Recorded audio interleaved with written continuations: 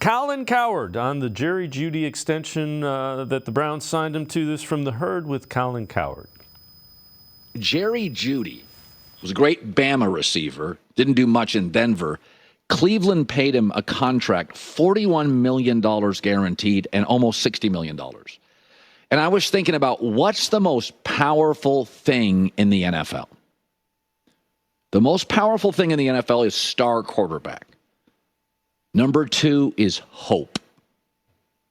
That's why Cleveland paid this. There's nothing about his production. He's never had 1,000-yard receiving that would give him almost $60 million.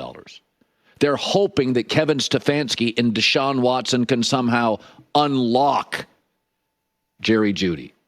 He doesn't like blocking. He drops a lot of passes, and if he's not the number 1 receiver, he disappears. Yet there's hope that they can unlock a player whose best highlights are from college. A car loses half its value the second you drive it off the lot. And it's mostly the same with quarterbacks. Jaden Daniels now could fetch. Bryce Young fetched a couple of firsts, couple of seconds. DJ Moore, you couldn't get a toasted bagel for him now. Hope not only springs eternal, after the Mahomes, Josh Allen, Lamar Jacksons, it's the most powerful thing in this league. Jerry Jeudy has almost been a bust. And there's almost a shred of truth to everything that he says.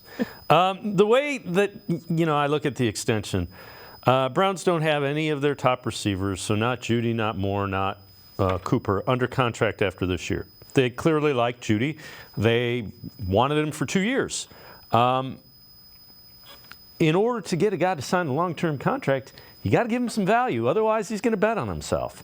So the Browns are relying on their evaluation of Jerry Jeudy when they give him this contract. And if he performs like they expect him to, it's a bargain. Let's welcome in Quincy Carrier from Untitled Unfiltered Browns coverage. Your thoughts on the extension, Quincy? I feel like a lot of people are being like extremely arbitrary on this whole Jerry Jeudy thing. Like the whole he hasn't had 1,000 yards. It's like he had 976 in like 14 games in 2022. That's basically 1,000-yard production. He's averaged about 14 yards per target. That's about on pace for what a 1,000-yard receiver would do his entire career.